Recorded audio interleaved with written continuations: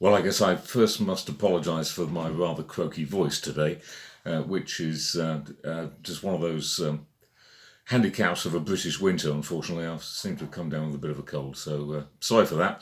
But nevertheless, this is our March issue of the Mover magazine, and I hope you enjoy it. There's lots in there to keep you amused as we begin to embark on the beginning of the silly season, of course.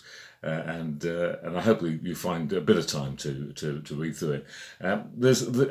Our cover story this time is a really interesting one. I think it's an interview that I did with the senior management from De Haan in the Netherlands, who Madeline and Linda, and we were talking. I was talking to them about various things, but it coincided with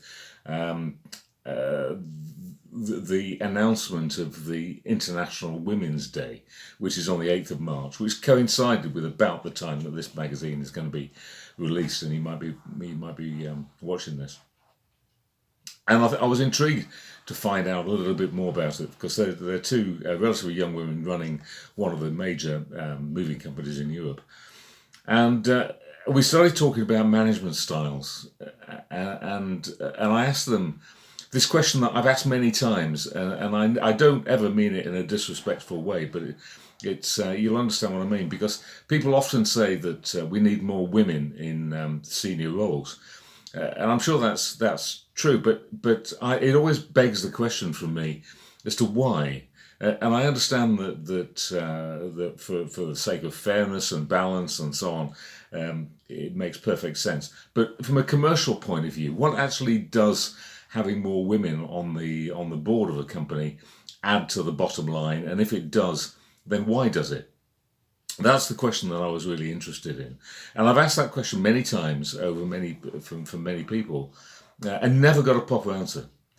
Well, this time I did. I got what I think is a proper answer, and I'm actually convinced that it's true. I'm not going to tell you what it is. You're going to have to read the story for that.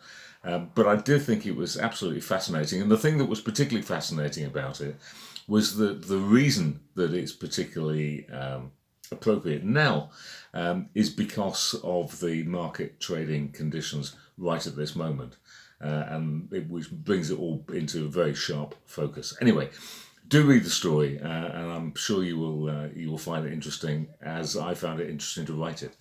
Lots of other things in the magazine, of course. As always, I've got an interview with the president of FIDI Netherlands, who's just taken on the job. And we've got an interview, or rather a presentation that's from on the topic of self-storage and technology in self-storage and the revolution that is going through. So it's worth having a look at that if you're involved in self-storage. We've got a preview of the FIDI conference coming up in Dubrovnik very soon, which I hope to meet a few of you at.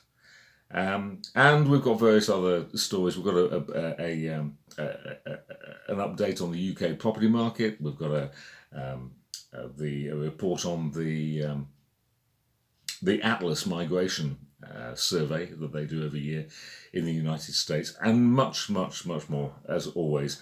And I really hope you enjoy reading it, and I hope the next time I speak to you, my voice will be working properly. See you again soon.